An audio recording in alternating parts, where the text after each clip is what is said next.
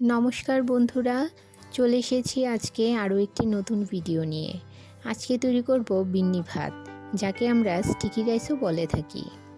বিন্নি ভাত রান্না করতে অনেকেরই অসুবিধে হয়, তবে আমি আজ যেভাবে রান্না করব সেই পদ্ধতিতে করলে যে কেউ খুব সহজেই তৈরি করে নিতে পারবে এই বিন্নি ভাত। রেসিপিটি ভালো লাগলে ভিডিওটিতে একটা লাইক দিয়ে চ্যানেলটি সাবস্ক্রাইব করুন ও পাশে থাকা বেল আইকনটি প্রেস করে নোটিফিকেশন অন করুন পরবর্তী ভিডিওর আপডেট পেতে। যারা ফেসবুক থেকে ভিডিওটি দেখছেন তারা পেজটি ফলো করুন। তাহলে চলুন শুরু করছি আজকের রেসিপি। আমি এখানে 2 কাপ পরিমাণ বিন্নি চাল নিয়েছি। গ্রামের হিসেবে 400 গ্রাম চাল নিয়েছি। ভালো করে চালগুলো ধুয়ে সারা রাত জলে ভিজিয়ে রেখেছিলাম। এখন একটা চালনি নিয়েছি, তাতে চালগুলো তুলে নেব। এতে করে চালের মধ্যে যে এক্সট্রা জল আছে সেটা ঝরে যাবে। এই বিন্নি চালটা যেভাবে রান্না করব তাতে চালের মধ্যে জল থাকলে চলবে না। বিন্নি চাল 3 রকমের হয়, লাল, কালো ও সাদা। আমি এখানে সাদা বিন্নি চাল নিয়েছি।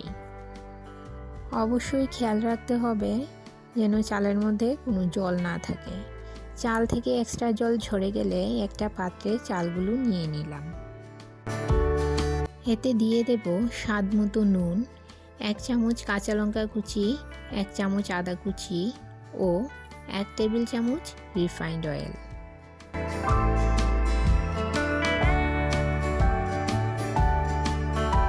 সমস্ত কিছু চালের সঙ্গে ভালো করে মিশিয়ে নেব।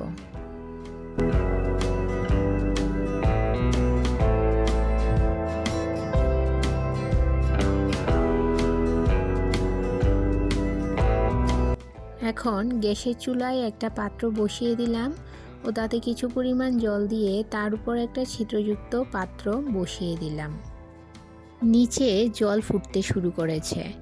এখন মেখে রাখা চালগুলো ওই ছিদ্রযুক্ত পাত্রে দিয়ে দেব ও ফয়েল পেপার দিয়ে পাত্রটি মুড়ে নেব। ভালো করে চালটা চেপে দিতে হবে। চেপে দিয়ে তারপর একটা ফয়েল পেপার দিয়ে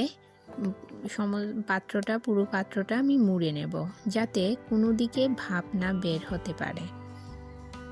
আর তার উপর একটা ঢাকনা দিয়ে ঢাকা চাপা দিয়ে 30 মিনিট রান্না করে নেব।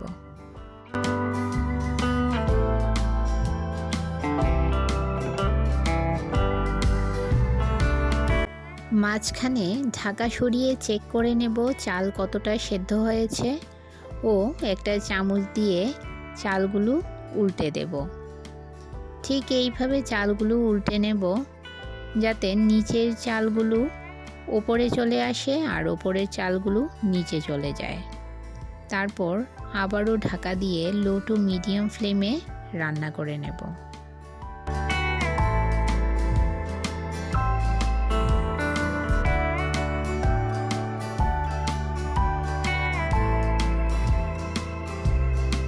ত্রিশ মিনিট পর দেখুন বন্ধুরা, ভাতটা খুব ভালোভাবে সেদ্ধ হয়ে গেছে।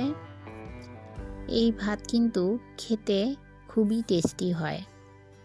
আপনারা মাংসের ঝোল, মাছ ঝোল অথবা ডিম কারি দিয়ে এই ভাতটা খেতে পারেন। খেতে খুবই ভালো লাগে। আমার এই রেসিপিটি কেমন লাগলো আমাকে অবশ্যই কমেন্ট করে জানাবেন, আর ভালো লাগলে একটা লাইক করে দেবেন।